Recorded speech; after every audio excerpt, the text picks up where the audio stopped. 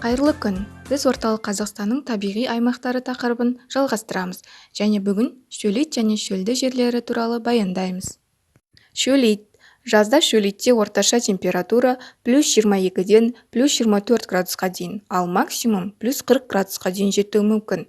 Қыста орташа температура минус 15-тен минус 17 градусқа дейін ашық аязды күндер басым болады, ал шығыста оның көрсеткіші минус 50 градусқа дейін төмендейді.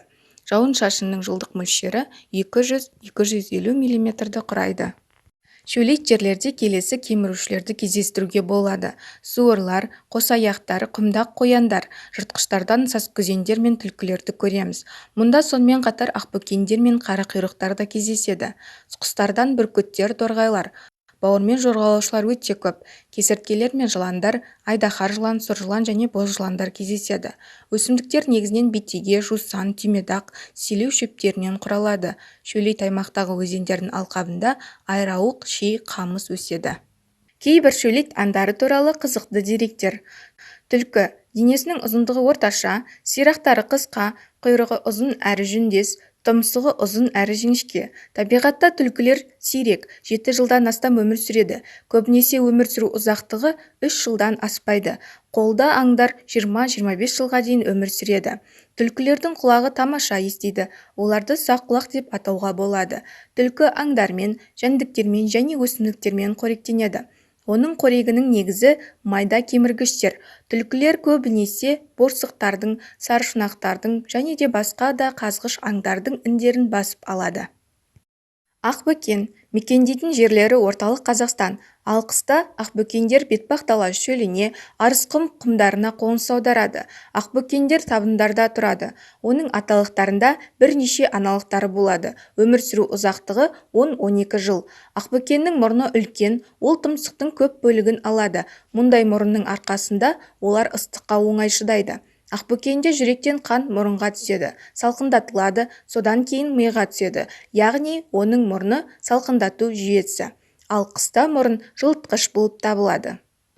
Бұл өте үркек жануар. Кішкене шу оларды үрейлендіреді. Үрейі ұшқан ақбөкендер беті ауған жаққа жүгіре береді. Ұзақ қудалау оларды өлтіреді. Жүгіруін бастаған ақбөкен қан кеткенге дейін тоқтай алмайды. Ақбөкен үшін қауіпті жау қасқыр, бірақ қасқырдан бетер адам қауіпті болып тұр.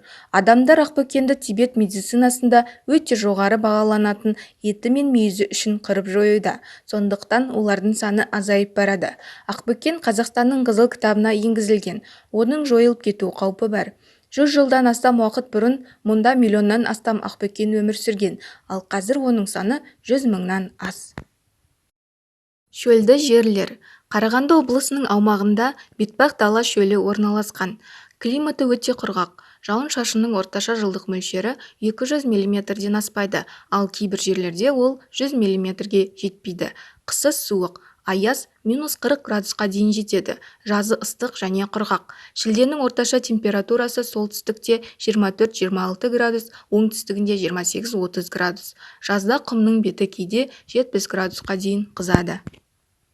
Өсімдіктер мен жануарлар әлемі өте тапшы. Бетпақдалада ірі тұяқтылар, ақбөкендер мен қарақұйрықтар мекендейді. Сондай-ақ қарсақ та кездеседі. Шөлде көптеген кеміргіштер бар. Қарақас немесе жалман, тышқандар мен сарышұнақтар және тағы басқалары. Қырларда негізінен қара және сұр жусан өседі. Кең байтақ далада қаңбақ желмен ұшып жүреді. Кейбір шөл аңдары туралы қызықты деректер. Қарағанның, бағырлайдың және ащышөптің баурайында селевиня немесе жалман мекендейді. Селевиня немесе жалман Қазақстанның эндемигі. Ол тышқанға ұқсайды және 1938 жылғы экспедиция кезінде осы кеміргішті тапқан кеңестік зоолог Виктор Селевиннің есімі берілді. Жалман бұталарға жақсы көтеріледі, ымыртта белсенді, қыста ұйқыға кетеді. Қарақұйрық. Тұлғасы сымбатты жұп тұяқты. Текелерінің мүйізі түп жағы бедерлі, ұшы бір-біріне қарай аздап иілген, қара қоңыр түсті. Ұзындығы 33-43 см болады. Шөлдерде өмір сүруге жақсы бейімделген және ұзақ уақыт сусыз жүре алады.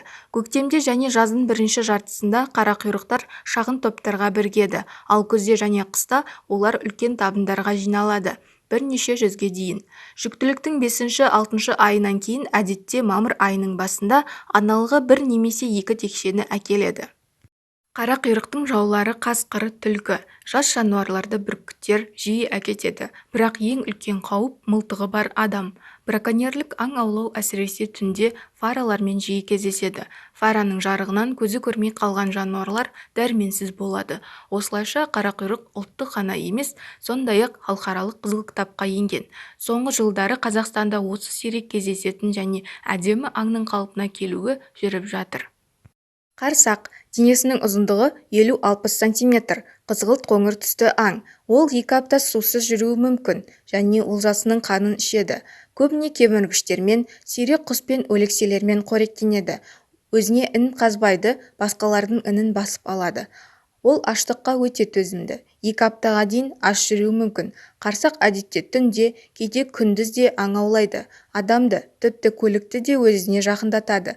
Егер жасырынуға мүмкіндігі болмаса, ол өліп қалған сияқты жата қалады. Сосын бірінші мүмкіндікте ол қашып кетеді. Оның терісі өте құнды. Қарсақ зиянды кеміргіштерді жою арқылы айтарлықтай пайда әкеледі. Бұл орталық Қазақстанның шөлейт пен шөлді жерлерінің флорасы мен фаунасының аз ғана бөлігі.